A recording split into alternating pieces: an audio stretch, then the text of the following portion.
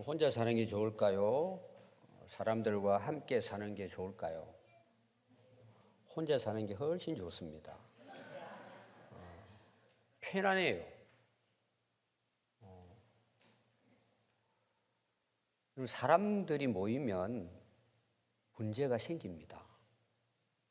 왜 그럴까요? 우리가 부족하기 때문이에요. 우리는 죄인이에요. 완성된 사람이 아니에요. 그래서 오늘날 우리 젊은이들이 결혼 안 하려고 그래요. 혼자 사는 게 좋지 않아요. 또 직장도 있고 경제 능력도 있으니까 뭘 결혼하냐는 하고 싸우면서 사느냐는 거예요. 그래서 설문조사를 봤더니 40%가 그렇다는 거예요. 혼자 살고 싶다는 거예요. 또 이제 결혼은 해도 아이를 낳지 않겠다는 거예요. 왜 그렇게 고생하고 사느냐는 거예요. 내 인생을 그 아이 키우는데 젊음을 다 보낼 필요가 있느냐. 우리 부부끼리 그냥 행복하게 살면 되는 거지. 아이 낳지 않겠다는 거예요. 그리고 또 그렇게 살아간 사람을 어떤 사람들은 굉장히 또 좋게 보는 사람들이 많아요. 아, 멋있다. 나는 결혼해서 이렇게 고생하는데. 그렇게 부러워하는 사람도 있습니다. 우리가 생각해야 될 분은 뭐냐 하면 과연 그것이 우리를 만드신 하나님의 뜻일까라는 거죠. 결혼 안 하는 거, 애 안 낳는 거, 혼자 조용히 하고 싶은 대로 마음껏 즐기면서 산다. 여러분, 이건 심각한 문제예요. 근데 지금 시대가 어떻게 돼가고 있습니까? 그렇게 돼가요. 여러분, 교회는 어떨까요? 교회도 문제가 많아요. 왜 문제 있는 사람이 모이잖아요. 모이면 모일수록 문제가 일어나요. 제가 아는 목사님은요, 교회 부흥을 싫어해요. 교회당을 지으셨는데 제가 깜짝 놀랐어요. 참 훌륭한 분이에요. 새로 짓는다 그러길래 저는 그래도 좀 어느 정도 규모로 지을 줄 알았더니 전에 예배당 크기나 거의 비슷하게 지은 거예요. 그래서 물어봤어요. 아니, 목사님 건축을 새로 했으면은 좀 더 넓혀서 지어야지 그랬더니 그 목사님 하시는 말씀이 나 사람 많이 모이는 거 귀찮아. 나 속 시기는 거 싫어. 그러시더라고. 그 나름대로 이제 그 뭐 생각은 있으시겠죠. 제가 그분을 알기 때문에. 여러분, 교회는 다양한 사람들이 모이는 곳이기 때문에 문제가 있는 게 정상이에요. 어떻게 문제가 없겠습니까? 한 부모 밑에 태어난 자식, 형제들도 어때요? 싸우잖아요. 그럼 여러분, 교회는 어린애부터 노인에 이르기까지 여러 부류의 사람들이 모이잖아요. 그러니까 문제가 있는 거예요, 교회는. 여러분, 병원에 가면 누가 모여 있죠? 환자들이 모여 있는 거예요. 교회도 마찬가지예요. 그래서 우리가 하나님 필요하고 예수님이 필요한 거고, 우리가 하나님 말씀을 듣고 변화가 돼야죠. 그러면 여러분, 예수님과 함께 따라다녔던 12 제자는 어땠을까요? 완전했을까요? 자기들끼리도 싸워요. 다투고. 지금 예수님 앞에 가시는데 뒤에서 자기들끼리 싸운다니까요. 그럼 왜 싸웠다고 그랬어요? 내가 높아지겠다는 거죠. 내가 너보다 낫다는 거예요. 그럼 여러분, 초대교회 보십시오. 성령 충만함 받아가지고 믿는 자가 더해집니다. 예루살렘 교회가 이제 초대교회잖아요. 여러분, 예루살렘 교회는 어땠을까요? 우리가 잘 아는 초대교회 그러는데 똑같아요, 여러분.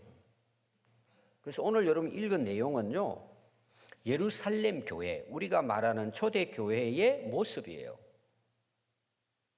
그래서 여러분들이 6장 1절 한번 보십시오. 그때에 제자가 더 많아졌는데 헬라파 유대인들이 자기들의 과부들이 매일의 구제에 빠짐으로 히브리파 사람을 원망하니 그랬어요. 문제가 생긴 거예요.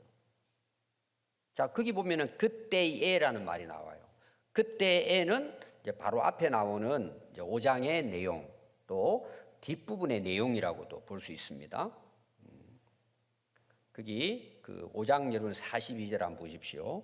그들이 날마다 성전에 있든지 집에 있든지 예수는 그리스도라 가르치기와 전도하기를 그치지 아니하니라. 2장에서부터 보면 성령 받고 이제 사도들이 나가서 복음을 전하는데 막 계속 믿는 사람들이 이제 많아집니다.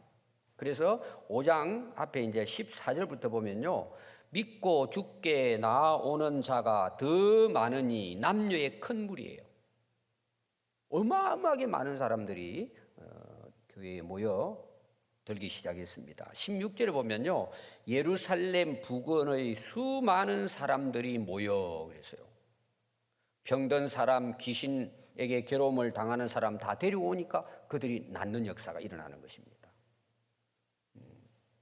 그리고는 예루살렘 교회가 부흥이 된 거예요. 한참 부흥이 된 겁니다. 바로 그때예요. 사람이 모이면 모일수록 어때요? 문제가 생기는 거예요. 그래서 6장 1절에 대한 그 문제는 뭐예요? 구제에 대한 문제예요. 왜 이제 구제에 대한 문제가 일어났느냐 하면은, 거기 보면은 여러분들이 그 유대인들이 나와요. 그런데 두 파가 있어요. 헬라파 유대인들이 있고 히브리파 유대인들이 있어요. 이거는 그 원래 뜻이 뭐냐? 헬라어를 사용하는 유대인, 히브리어를 사용하는 유대인, 이런 뜻이에요. 그러면 헬라어를 사용하는 유대인들은 어떤 사람일까? 흩어져 있던 사람들이에요. 이스라엘 역사를 보면은 이스라엘이 망하니까 여러 세계적으로 이제 흩어지게 됩니다. 그러니까 이제 그들은 태어나면서부터 그냥 헬라 문화 속에서 사는 거예요. 본토에서 살지 않고 예루살렘에 살지 않고 다 먼 나라에서 이주해서 살던 사람이 예루살렘으로 다시 돌아온 거예요. 본토로 돌아와서 산 거예요. 근데 그 사람들은 주로 헬라어를 사용하는 사람이에요. 근데 유대인은 맞아요. 제가 사도행전이나 또 디모데후서 지금 말씀을 보는데 흩어져 있는 유대인들 회당에 가서 바울이 복음을 전하는 내용 그게 나왔잖아요. 그리고 히브리파 유대인들은 이스라엘 지역에 살았던, 뭐 우리가 쉽게 표현하면 본토백이에요. 이 히브리어로 사용하죠. 그들이 언어를 사용했습니다. 근데 이주해서 살다가 예루살렘에 와서 사는데 이제 예수 믿게 된 거예요. 그러니까 이제 히브리파 유대인, 헬라파 유대인들이 함께 모여서 이제 신앙생활을 합니다. 근데 막 사람들이 넘쳐나요. 이 사도들이 이제 일이 많아졌잖아요. 사람들이 많으니까. 그때는 이제 교회에서 음식을 나누었습니다.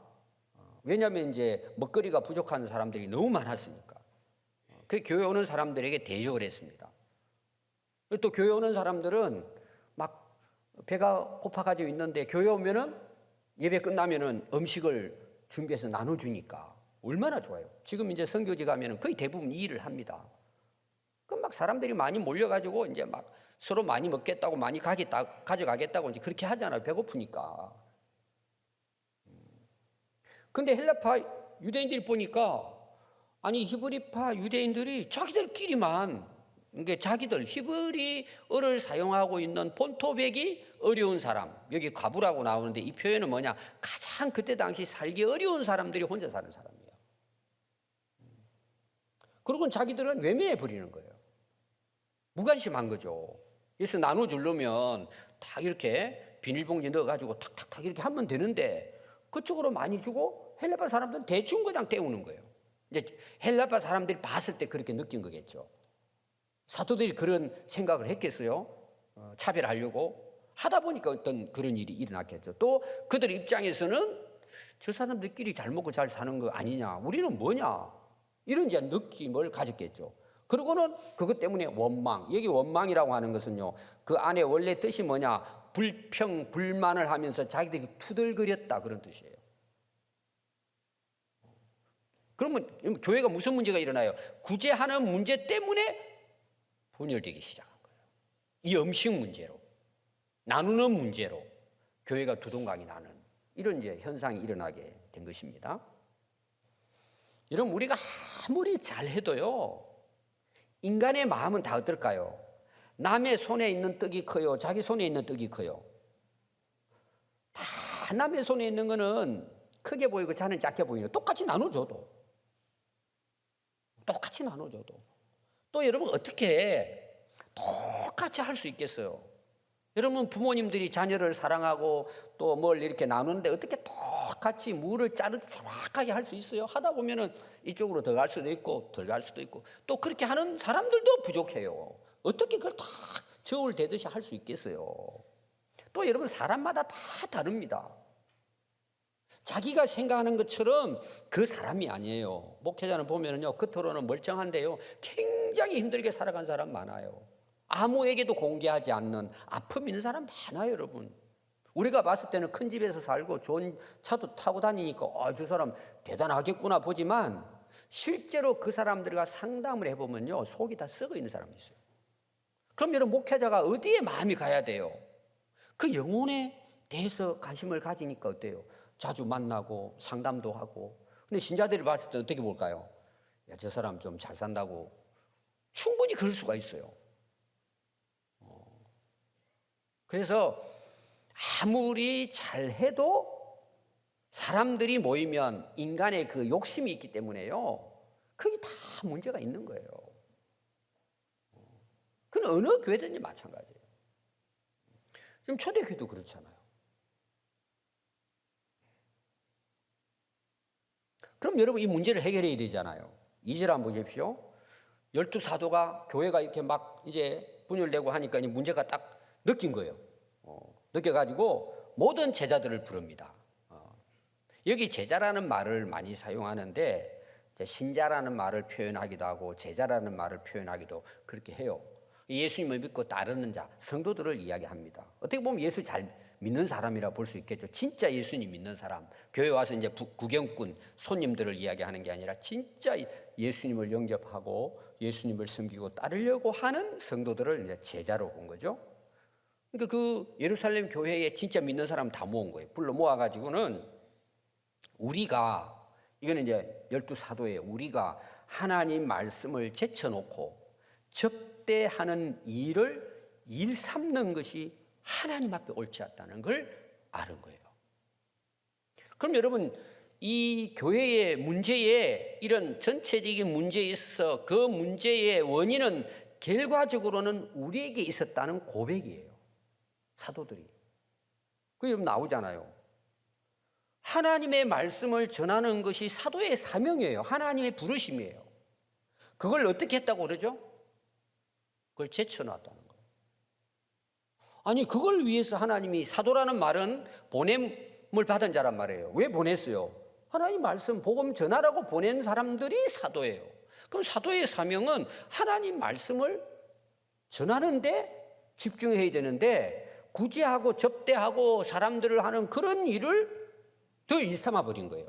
여러분 접대하는 일이 잘못된 게 아니에요. 섬기고 봉사하고 해야 됩니다. 그런데 사도로 부름받은 사도의 사명은 하나님 말씀을 잘 준비해서 성도들에게 바르게 전하는 것이 사도의 부름받은 사명이에요. 그러니까 사도들이 교회가 이렇게 되다 보니까 이거 우리에게 문제가 있다는 걸 안 거예요. 제대로 가르치지 않았구나, 이런 문제도 있겠죠. 정신을 차린 거죠. 이 원인은 우리에게 있다. 저는 오늘 우리 한국 교회도 마찬가지라고 봅니다. 다 우리가 문제가 있지만 여러분 교회 지도자를 하나님이 세웠잖아요. 왜 세우셨어요? 목회 성공을 위해 세우는 겁니까? 하나님의 말씀을 성도들에게 잘, 그것도 바르게 가르쳐서 아무리 신자들이 원해도 하나님이 원하는 뜻을 따라 살아가도록 가르치는 것이 사명이에요. 이걸 어떻게 했다 그래요? 제쳐놨다 그러잖아요. 그리고 접대하는 일에 일삼한 거예요. 제가 이제 한 예를 들어보겠습니다. 여러분 교회 오시다든지 아니면 개인적으로 만나면 제가 막 좋은 데 가가지고 식사 대접도 하고 어디 또 놀러도 가고 좋은 데 있으면 데리고 가고 막. 하면 여러분 성도들이 얼마나 좋아하겠어요. 근데 말씀을 안 가르치는 거예요. 그냥 말씀 설교는 대충 때우고 그냥 웃으면서 즐기면서 그냥 끝내버리고 그냥 신자들하고, 그럼 신자들의 인기를 얻겠죠. 여러분 오늘날도 교회가 일어나는 현상이에요. 그대로 똑같아요. 그게 똑같은 상황은 아니지만 비슷하게 흘러가는 경우가 너무 많아요. 그럼 신자들은 몰라요. 신자들은 그냥 그런 줄 알고 좋아한다는 겁니다. 여러분 목회는 인기 얻기 위해서, 목회 성공하기 위해서 하는 게 아니에요. 보냄을 받은 자예요. 뭐 하라고요? 하나님 말씀 바르게 가르치라고. 신자들은 세상에 살고 싶어 하잖아요. 그거 아니다. 하나님 뜻대로 살아야 된다, 바르게. 그걸 바르게 가르쳐야죠. 그럼 여러분 신자들은 어떤 게 좋아요? 같이 그냥 편안하게 뭐 시간 되면 놀고 같이 먹으면서 다니는 게 좋겠어요? 힘든데 제자 훈련하고 말씀 암송하라 그러고 막 그게 좋을까요? 여러분 다 잘 알 거예요. 우리 교회 지금 나오는 성도들 초창기 거의 30년은 됐네요. 그 교회 무너졌어요. 그 오셔서 그분이 저보고 이제 그 교회가 문 닫았단 말이에요. 그러고는 칡냉면 사장님이 됐어요. 그 땅 팔고 다 해가지고 신자들 다 나가고. 그 우리 교회 옆에 계셨던 분들이 우리 교회에 이제 몇 번 오셨어요. 그러면서 그 이야기 하더라고. 시간만 되면은 구경 다녔대요. 여러분 구경 다니는 게 나쁘지 않아요. 그러나 목회자는 하나님의 말씀을 바르게 전하라고 세운 거예요. 저는 이걸 항상 목회자 만나면 제가 강조하는 부분이 우리 목회자들에게도 마찬가지예요. 근데 접대하는 일을 일삼아 버리는 거예요. 여러분 그게 절대 나쁜 게 아니에요. 해야 돼요, 마땅히. 구제하고 봉사하고 해야 돼요. 근데 그걸 목회자가 일처럼 자기 사명처럼 하면 안 된다는 내용이에요. 이거는 마땅하지 않다는 거예요. 여러분 성도들도 이걸 잘 이해해야 돼요. 그래서 3절 한번 보십시오. 이 문제를 어떻게 해결했을까요? 해결 방법이 나와요. 사도들이 형제들아, 그 당시 성도들 앞에 나오는 이제 모든 제자들이죠. 너희 가운데서 성령과 지혜가 충만하고 칭찬받는 사람을 7명을 너희들이 택하라는 거예요. 그리고 이 일을 우리가 하는 이 접대하는 이 일을 그들에게 맡기겠다는 거예요. 이게 이제 해결 방법입니다. 중요한 건 뭐죠? 우리가 일 삼았던 이것은 7명의 일꾼들을 세워서 그들에게 맡겼다. 이게 굉장히 중요한 거예요. 그럼 여러분 아무나 맡겨도 될까요? 그래서 그 조건이 나오는 거예요. 3가지 조건이에요. 선택 기준이 3가지입니다. 성령과 지혜가 충만하고 칭찬받는 사람이에요. 그 이게 성령과 지혜는 우리 눈에 보여요, 안 보여요? 아, 저분이 성령 충만하구나, 저분이 지혜가 충만하구나. 그걸 우리가 완전히 알 수는 없어요. 체하는 것도 있으니까. 어려운 부분이에요. 그건 안 보이는 부분이에요. 그는 그 사람과 하나님과의 관계예요. 어떻게 보면 영적인 부분이라고 볼 수 있습니다. 우리 눈에 보기가 참 어렵죠. 뭐 어느 정도는 알겠지만 완전하게는 모릅니다. 근데 뭐는 우리가 알 수 있을까요? 그 다음 내용이에요. 칭찬받는 사람이에요. 그러니까 성도들이 그분을 칭찬하는 거예요. 여러분 옛날 같은 경우에는요, 뭐 좀 이렇게 잘해주고 뭘 이렇게 뭐 선물도 하고 뭐 이렇게 뭐 밥도 사주고 그러면은요 좋아했어요. 지금 우리나라 여러분 성금 문화도 많이 바뀌어졌습니다. 많이 바뀌어졌습니다. 근데 여러분 진짜 그 사람을 칭찬한다는 것은요 쉬운 게 아니에요. 그 토론은 이야기하죠. 얻어먹으려고 예를 들면 그 토론은 뭐 당신이 대통령이 돼야 됩니다. 국회의원 돼야 된다. 그 토론 하는데 속으로는 뭐야 아니야 그 사람. 여러분 그런 경우 많죠. 우리 어른들 투표할 때에 그래 뭐 사준다니까 얻어먹어. 가서 표는 뭐예요? 진짜 내가 괜찮은 사람을 찍는 거예요. 여러분 칭찬받는다는 게 여러분 쉬운 게 아니에요. 비난받는 것은 누구나 다 비난도 하고 또 우리가 비난받을 일이 너무 많아요. 근데 그 사람을 진짜 그분들이 칭찬을 한다? 이건 여러분 대단한 거예요.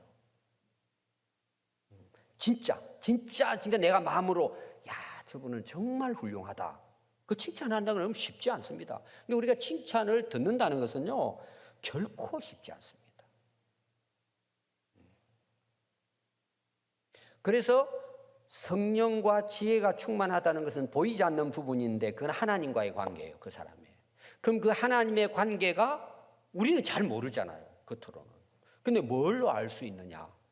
그 사람의 정말 성령 충만하고 지혜로운 사람인지는 그가 살아가는 평상시 삶을 보면 아는 거예요. 그래서 칭찬하는 거예요. 자, 우리가 성령 충만해요. 그러면 열매 맺어야 안 맺어요? 우리가 잘 아는 9가지 열매가 나오잖아요. 그거 쭉 나옵니다. 그럼 우리 삶을 이야기하는 거예요. 진짜 내 안에 성령과 하나님 말씀으로 충만해지면요, 삶이 바뀌게 돼 있어요. 그러니까 그거 여러분 보십시오. 성령과 지혜로 충만. 성령과 지혜로 충만하여 칭찬받는 사람이에요. 그러니까 그렇게 되면 칭찬받는 사람이 된다는 거죠. 그렇게 살아간다는 내용이에요. 오늘날도 계속해서 여러분들이 고민하는 게 있을 거예요. 믿음과 행위 이런 거 나오잖아요. 구원은 어떻게 받느냐. 제가 지난주도 어떤 신학교 교수님이 또 이 부분을 놓고 오늘날도 참 중요하다. 그래서 교회사적으로 해가지고 이 문제를 다루어서 제가 이제 또 들었습니다. 근데 이건 이제 여러분 사실은 너무 간단한 거예요. 너무 쉬운 건데 막 이 가지고요 지금까지도 논합니다. 지금까지도. 여러분 너무 간단한 거예요. 내가 하나님이 살아계신 게 믿어져요. 그럼 하나님 말씀을 따라 안 살까요? 예수님이 나를 위해 십자가에 못 박혀 돌아가셨다는 걸 내가 진짜 믿어요. 삶이 안 바뀔까요? 안 바뀌는 거는 이상한 거예요. 바뀌게 돼 있어요, 여러분. 자, 감나무를 심었어요. 그럼 5년 후에 되게 열매가 맺거든요. 우리 집 뒤에 조그마한 정원에 제가 감나무 심었는데 해마다 열매가 맺힙니다. 거기에 한 번도 사과 맺히는 걸 본 적이 없어요. 그런 일이 있을 수가 없잖아요, 여러분. 내가 예수 믿으면요, 예수님 말씀을 따라 살게 돼 있다니까요. 물론 완전하지 않아요. 표가 난다는 내용이에요. 그러니까 사람들이 그걸 보고 어때요? 칭찬하는 거잖아요. 여러분, 믿음과 행함은 믿음 안에 행함이 들어있는 거예요, 사실은. 똑같은 거예요. 사람도 구분하기 좋아하죠. 믿긴 한데 아직. 그 사람 믿음이 없는 거예요, 여러분. 그래서 믿음 보여주라 그러잖아요. 그게 칭찬을 받는 삶이란 말이에요. 그 사람을 택하라, 이런 내용이에요. 그래서 우리의 신앙생활은요, 하나님과의 관계, 사람의 관계가 잘 균형을 이루는 거예요. 내가 진짜 하나님 잘 믿고 성령 충만하고 말씀의 지혜를 따라서 내가 살아가게 되니까 사람들도 그걸 인정하고 칭찬하는 거예요. 그 균형이 딱 맞아야 되는 거예요. 어떤 사람은 나는 하나님만 믿으면 돼. 그건 여러분 가짜일 수가 많습니다. 여러분 성경 보세요. 하나님을 사랑하고 내 이웃을 내 몸과 같이 사랑해라. 같이 나오잖아요. 그래서 그게 잘 균형을 이룬 신앙이 성숙한 신앙이에요. 아멘. 성경은 그걸 우리에게 가르쳐 줍니다. 그런데 여러분들이 이제 이 내용은 되게 다 압니다. 그런데 여러분들은 뭘 중요하게 생각해야 되느냐? 오늘 우리 한국 교회에서 실수하는 부분이 이 부분이에요. 여러분 잘 보세요. 이게 정말 중요합니다. 거기 보니까 성령과 지혜가 충만한 사람이에요. 지금의 현 상태를 이야기하는 거예요. 앞으로 저 사람 믿음 생활 잘할 거야. 성령과 지혜로 충만한 사람이 될 수 있을 거야. 자, 지금 일꾼을 세우는 부분이에요. 앞으로 가망성이 있어. 자, 이제 우리 목회자들이 대학원 그다음에 또 목회 경력 시험 치고 이제 안수를 받습니다. 근데 안수를 받을 때 여러분 이제 면접하는데 굉장히 지금은 엄격하게 합니다. 딱 보니까 지금 성령과 말씀을 잘 몰라요. 근데 딱 얼굴을 딱 보니까 앞으로 잘할 것 같아. 가망성이 있어. 목사 안수 줄까요, 안 줄까요? 여러분 생각해요. 줄까요, 안 줄까요? 주면 안 되죠.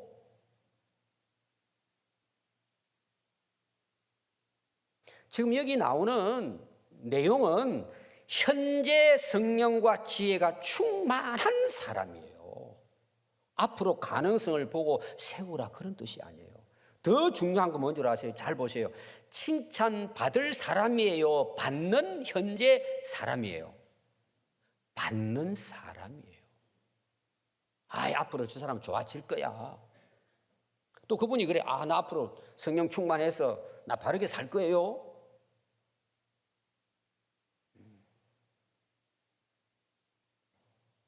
자, 여러분들이 이제 우리 교회를 생각합시다. 운전기사를 이제 모집을 해가지고 교회에 이제 버스를 운행할 수 있도록 이제 기사를 채용을 해야 돼요. 그럼 여러분 기사로 채용할 때는 기준이 뭐죠? 가장 중요한 기준이 면허증이 있어야 돼요. 그리고 경력을 봐요. 저는 우리 교회 이제 장로님, 집사님 두 분이 우리 교회에 이제 그 봉사로 수고하시고 항상 예배 운행을 하시는데 우리 장로님은 31년 배나무시 하고 계세요. 그것도 저는 늘 감사해요. 얼마나 안전이 중요해요. 어린이집도 한 번도 사고 나가지고 애를 다쳐간 적이 없어요. 얼마나 감사한지 몰라요. 그런데 기사가 목사님 저 써주십시오. 저 앞으로 열심히 준비해가지고 면허증 따가지고 올 테니까 제가 운전하러 오겠습니다. 자, 제가 시킬 것 같아요? 안 시킬 것 같아요? 나중에 면허증 따고 온대. 시키면 좀 잘하겠대. 여러분 그 차 타고 다닐 수 있을까요? 없을까요? 여러분 그런 일은 있을 수가 없어요. 여러분 이거 한 예를 드는 건데 오늘날 여러분들이 잘 생각해야 될 분, 앞으로 잘할 거니까 교회에서 세운다. 제가 이야기하는 건 완전을 이야기하는 거예요. 저도 뭐 완전하겠습니까? 그러니까 그 사도들이 기준을 정확하게 세운 거예요. 지금 칭찬을 받는 사람이에요. 앞으로 받을 사람이 아니에요. 전에 받았던 사람도 아니에요. 현재예요, 둘 다. 그 상태에 있는 거예요. 여러분 그런 사람도 나중에 변하지 않아요, 사람이라는 게. 그렇게 뽑으라는 거예요. 그래서 여러분 사도행전 우리가 1장 8절부터 보면 우리가 잘 아는 말씀이 나오죠. 오직 성령이 너희에게 임하면 권능을 받고 예루살렘 온 유대 사마리아 땅끝까지 내 증인이 될 것이다. 내가 일꾼으로 세우겠다는 거죠. 성령 충만할 때 이야기입니다. 그리고 2장 4절에 보면요, 이제 오순절날 다 성령 충만함을 받고 성령이 말하게 하심을 따라 복음을 전합니다. 그래서 2장 47절에 보면 하나님을 찬미하며 또 온 백성에게 이들이 칭송을 받으니 구원받는 사람들을 주님이 더하게 하신 거예요. 같이 가요. 성령 충만과 칭송이 같이 가는 거예요. 그래서 교회가 부흥이 된 거예요. 그럼 누구를 뽑았을까요? 그 명단이 오늘 나옵니다. 5절 한번 보십시오. 온 무리가 이 말을 기뻐하여 믿음과 성령이 충만한 사람이에요. 스데반, 빌립, 브로고노, 니가노르, 디몬, 바메나, 니골라를 택했다 나와요. 자, 누가 택했을까요? 성도들이 택한 거예요. 기준을 세워서 사도들이 준 거예요. 이 세 가지 기준을 맞춰가지고 당신들이 칭찬받을 만한 사람 7을 택해 오시오 한 거예요. 데리고 온 거예요. 그리고 6절에 보니까 사도들 앞에 세우니 사도들이 기도하고 그들에게 안수하니라. 안수는 하나의 임명식과 같은 거예요. 기름 부음이에요. 자, 거기에 7명인데 그 7명 중에 바로 이어서 이들이 정말 성령 충만하고 지혜롭고 칭찬받는 사람인가에 대해서 나옵니다. 그게 바로 오늘 읽은 7절 이후에 8절부터 스데반이 시작이 돼요. 그 다음에 8장에 가면은 빌립이 나와요. 이 두 일꾼의 이름이 이어서 나옵니다. 나머지 사람은 그냥 여기만 이름이 기록되어 있고 스데반과 빌립이 어떤 인물인가? 여러분 우리가 잘 아는 스데반 대단합니다. 스데반은 오늘날 우리 목회자 선교사보다 몇 배 훌륭한 인물입니다. 우리가 생각할 때는 그냥 대접하는 일, 이 차원으로만 생각하는데 아닙니다. 여러분들이 그 6장 8절부터 7장의 내용이 스데반에 대한 내용이에요. 굉장합니다, 여러분. 제가 사도행전 강의할 때도 이거 강조했죠.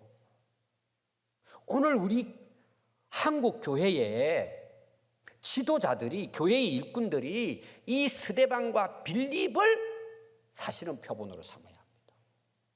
집에 가서 꼭 읽어보십시오, 여러분. 제가 간략하게만 스데반에 대해서, 빌립에 대해서 말씀을 드리겠습니다. 6장 8절에 보면 스데반이 은혜와 권능이 충만해요. 이거 다시 말하면 성령과 지혜가 충만했다는 거예요. 큰 기적과 표적이 일어나요. 스데반을 통해서. 또 15절에 보면 이제 그 복음을 전하니까요, 핍박을 받습니다. 엄청난 이제 고난을 받습니다. 공회 중에 앉은 사람들이 다 스데반을 주목하여 보니 얼굴이 뭔 얼굴 같았어요?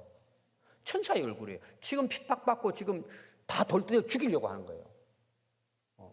스데반이 복음을 전하는데, 그래서 7장에 가서 보면은요, 대제사장들이 이르되 이것이 사실이냐? 스데반이 이르되 여러분 부형들이여 들으소서. 우리 조상 아브라함이 하란에 있기 전에 메소포타미아에 있을 때에 영광의 하나님이 그에게 보여 하면서 쭉 스데반의 설교가 나와요. 여러분 굉장합니다. 이스라엘 역사를 다 깨고 있습니다. 어떻게 해서 예수님이 오시고 구원의 역사가 이루어졌는지 그걸 전부 다 설명합니다. 유대인들에게. 그래서 제가 54절부터만 한번 읽어드리겠습니다. 그 유대인들이 이 말을 듣고 마음에 찔려 그를 향하여 이를 갑니다. 스데반이 성령 충만하여 하늘을 우러러 주목하여 하나님의 영광과 및 예수께서 하나님 우편에 서신 것을 봐요. 하늘의 영광을 본 거예요. 말하되 보라 하늘이 열리고 인자가 하나님 우편에 서신 것을 보노라. 요한이 하늘 문을 열어서 하늘나라를 본 것처럼 스데반도 본 거예요. 이 핍박 중에 그들이 큰 소리를 지르며 길을 막고 일제히 스데반에게 달려들어 성 밖으로 내치고 돌로 칠세 정인들이 옷을 벗어 사울이라, 이 사울이 바로 바울이에요, 하는 청년의 발 앞에 두니라. 그들이 돌로 스데반을 치니 스데반이 부르짖어 이르되 주 예수여 내 영혼을 받으시옵소서 하고 무릎을 꿇고 크게 불러 이르되 주여 이 죄를 그들에게 돌리지 마옵소서 이 말을 하고 자니라. 그러니까 우리가 6장 7절부터 7장 마지막까지가 스데반이 정말 어떤 인물인가를 실제 보여주는 내용입니다. 그리고 8장부터는 빌립에 대한 내용이 나옵니다. 이 스데반이 죽고 난 다음부터 교회에 큰 핍박이 임합니다. 엄청난 핍박이 임합니다. 교회에 큰 핍박이 있어 모든 땅으로 흩어집니다. 사람들이 스데반의 장사를 하고는 울고는 사울이 교회를 참멸하고 사람을 붙들어 끌고 가지고 옥에 가두고 합니다. 근데 흩어진 사람들이 다니면서 뭘 했을까요? 복음을 전합니다. 흩어진 사람들이 바로 유대 위쪽이 사마리아잖아요. 그 위쪽이 갈릴리, 그 다음 우리가 잘 아는 안디옥 교회가 나와요. 흩어진 사람들이 두루 복음을 전하는데 거기에 5절에 보면요 빌립이 나옵니다. 빌립이 사마리아에 도착합니다. 바로 유대 위쪽이 사마리아잖아요. 도착을 했어요. 사마리아 모든 땅에 흩어져서 복음을 전하는데 특히 빌립이 앞장서서 복음을 전했다는 거예요. 8장 12절에 보면 빌립이 하나님의 나라 및 예수 그리스도 이름에 관하여 전도함을 그들이 믿고 남녀가 다 세례를 받아요. 또 8장 26절에 보면 주의 사자가 빌립에게 말하여, 성령께서 말씀하시는 거죠. 주의 사자를 통해서 일어나 남쪽으로 향하여 예루살렘에서 가사로 내려가는 길까지 가라. 거기 보면 이제 에티오피아 내시를 만나는 내용이 나옵니다. 하나님 말씀은 읽고 있는데 그게 뭔지 모른다. 예수님 누군지 모르고 있었던 이제 내용입니다. 그래서 8장 38절에 보면 이에 명하여 수레를 멈추고 빌립과 내시가 둘 다 물에 내려가 빌립이 세례를 베풀고 둘이 물에서 올라올새 주의 영이 빌립을 이끌어 가신지라. 성령께서 다른 말로 낚아채 간 거예요. 이 내시와의 만남 그 이후에 사라져버린 거예요. 그 앞에서. 이런 내용이에요. 엄청난 일이 빌립을 통해 사실 일어난 거예요. 그래서 40절에 보면은 빌립은 아소도에 나타나 그 내시와 만나고 난 다음에 그쪽으로 우리가 보면 이제 아주 순간 이동이죠. 어떻게 보면 성령께서 그렇게 함께 하셔서 여러 성을 지나다니며 복음을 전하고 가이사랴에 이르니라.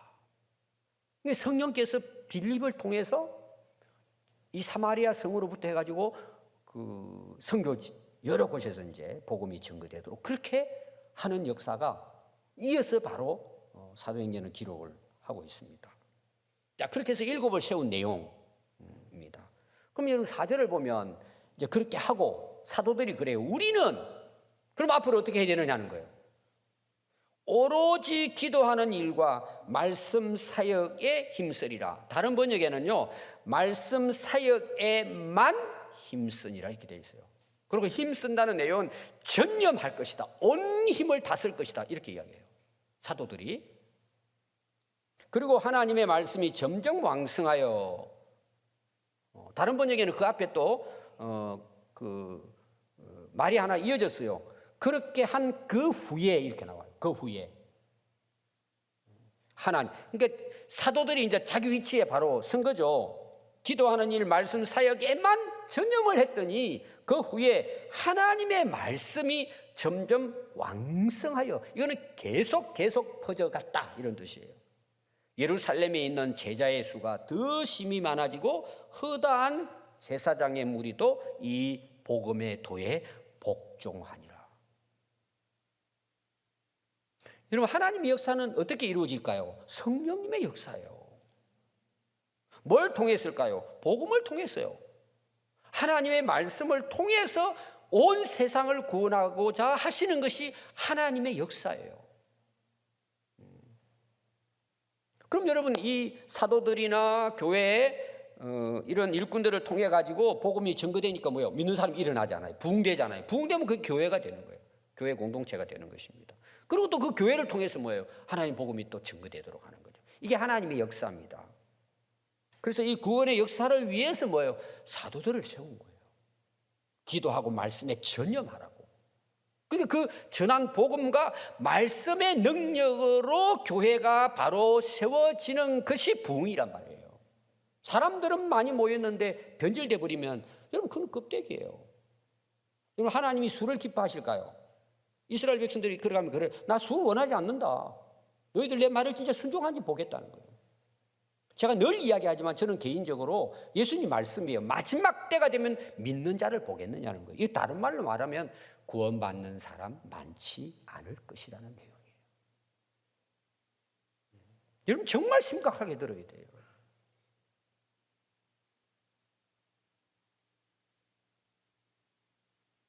여러분, 우리가 여기 나오는 내용, 성령과 지혜가 이제 충만하면 삶이 칭찬으로 드러난다 이야기예요.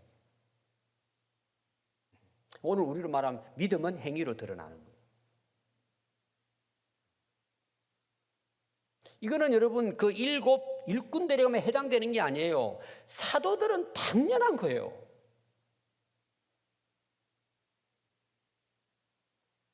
여러분 한번 생각해 보십시오. 우리 목회자나 성도들이 정말 교회 일꾼들이 성령과 지혜의 말씀으로 충만하고 그렇게 살아가면 성도들이 칭찬 안 할까요?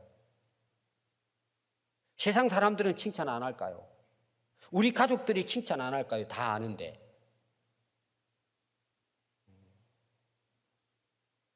여러분, 왜 오늘 우리가 삶이 본이 되지 못하고 다른 사람에게 모범이 되지 못하고 왜 칭찬받지 못해요? 여러분, 원인이 어디 있을 것 같아요? 성령과 지혜로 충만하지 않기 때문에 그건 안 되는 거예요, 여러분. 된다는 건 뭐예요?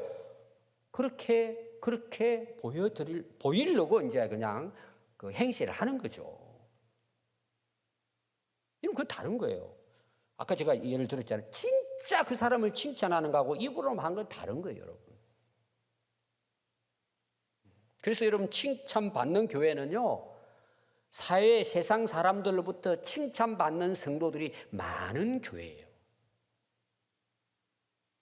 우리는 칭찬받기 위해 사는 게 아닙니다. 내가 성령과 말씀의 지혜로 충만하면 하나님 앞에 바르게 살게 돼 있으니까 칭찬받는 거예요. 여러분, 사람들로부터 칭찬받기 위한 동기는 순수하지 못해요. 그건 하나님 앞에 인정받을 수가 없어요. 사람 앞에서도 인정받을 수 없어요. 그래서 그러잖아요. 여러분, 사람들이 앞에서는 다 좋은 말이에요. 돌아서면 욕하는 거예요. 에이, 저 사람 목사인데 집사인데 장로인데 뭐 저래. 돌아서서는 그래. 앞에서는 뭐 다 칭찬하죠. 그 사람들이 돌아섰을 때 정말 칭찬할 수 있는 사람이 진짜 성령과 지혜가 충만한 사람이에요. 아멘. 여러분, 하나님 누굴 통해 일하실까? 그들을 통해 일하시는 거예요. 그래서 여러분 로마서 14장 18절에 보면요, 이로써 그리스도를 섬기는 자는 하나님을 기쁘시게 하며 사람에게도 칭찬을 받느니라. 이건 당연한 거죠. 20여 년 전에요, 그 베스트셀러가 된 그 책이 있습니다. 저도 그 책을 읽어봤는데 간단하게, 칭찬은 고래도 춤을 추게 한다는 내용이에요. 그때 당시 굉장히 유행했습니다. 이 칭찬이 얼마나 좋은 결과를 가져오는가, 아주 좋은 뜻으로 그 책을 이제 썼습니다. 여러분, 칭찬이 얼마나 우리에게 힘이 되고 위로가 되고 격려가 되고 또 우리가 새로운 마음 가지고 할 수 있는 활력소도 되잖아요. 칭찬은 좋은 거예요. 근데 그 내용에 이런 내용이 있어요. 부모가 아이를 칭찬을 해요. 근데 뭘로 칭찬하느냐? 야, 너 공부 잘했어. 너 잘했어. 참 좋아. 그러고 그 자식을 이제 칭찬을 해요.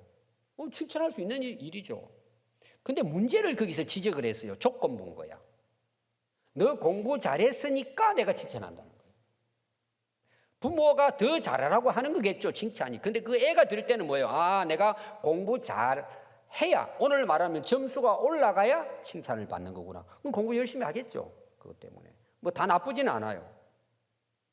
근데 그것은 사실은 좋은 칭찬이 아니라는 이야기예요, 그 책에서. 그럼 뭐 어떻게 칭찬해야 되느냐 하면은, 네가 그 공부를 하기 위해서 수고하고 애쓴 부분을 칭찬하라는 거예요. 점수를 놓고 칭찬하지 말고, 오늘로 말하면은. 그래서 거기 나오는 이제 그 유명한 말이 있습니다. 과정과 존재를 긍정하라, 이 내용이에요. 우리나라 말로 제가 쉽게 표현하면 뭐냐 하면, 이제 애가 놀러도 가고 싶어, 친구들하고 돌아다니고 싶은데 열심히 그걸 참고, 내가 앞으로 예를 들어서 뭐 좋은 학교도 가고 내가 진짜 열심히 해서 좋은 일도 하고 내 꿈을 이루기 위해서는 내가 열심히 공부해야 돼. 그 자체를 칭찬하라는 거죠. 근데 부모들은 되게 그렇게 애가 열심히 했는데 보니까 점수가 좀 덜 나와서 너 그밖에 못하냐 이렇게 나와요. 그러고는 뭐 점수만 칭찬을 한다는 거지.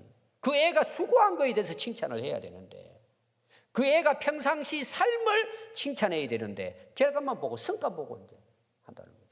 물론 여러분, 그 과정이 좋은 아이들은 이제 결과도 좋겠죠, 일반적으로. 이건 좀 똑같습니다. 하나님께서 여러분, 우리가 열매를 맺은 그 열매를 기뻐하실까요? 그 열매를 위해서 살아온 우리의 삶을 칭찬하시는 거예요.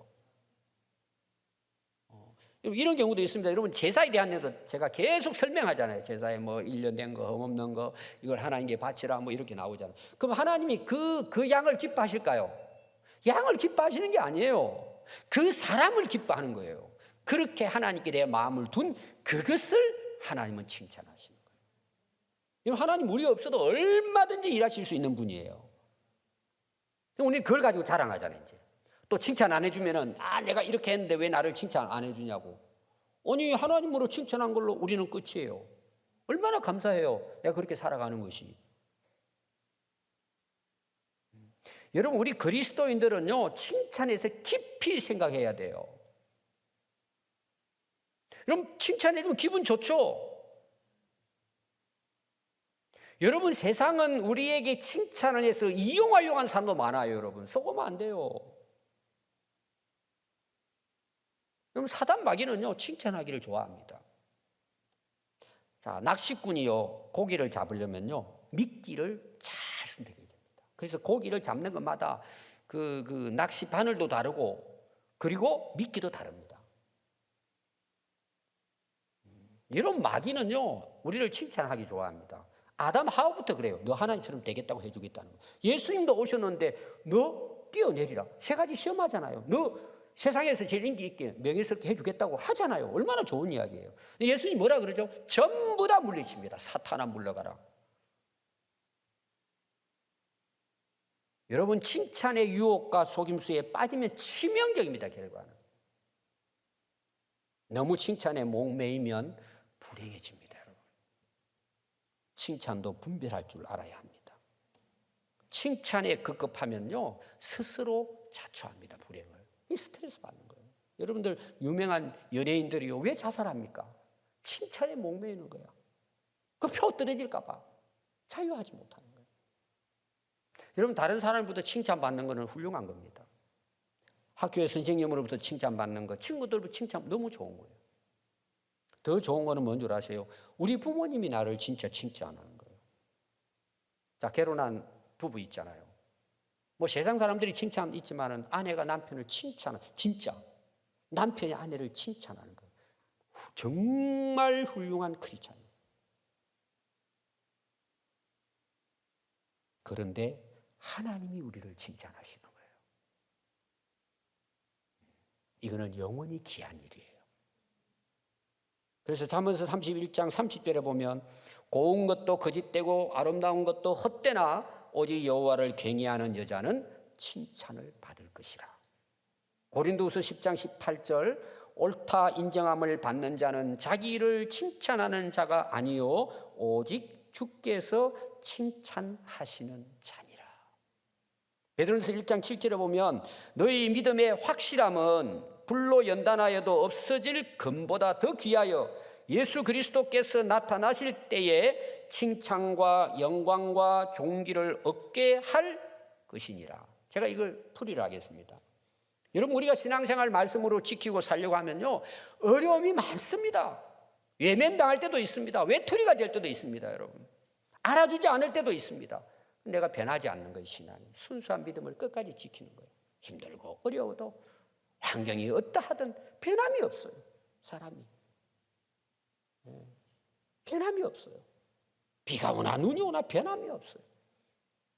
계절에 변하지 않아요. 사람에 따라 변하지 않아요. 칭찬을 하든 비방을 하든 변하지 않아요.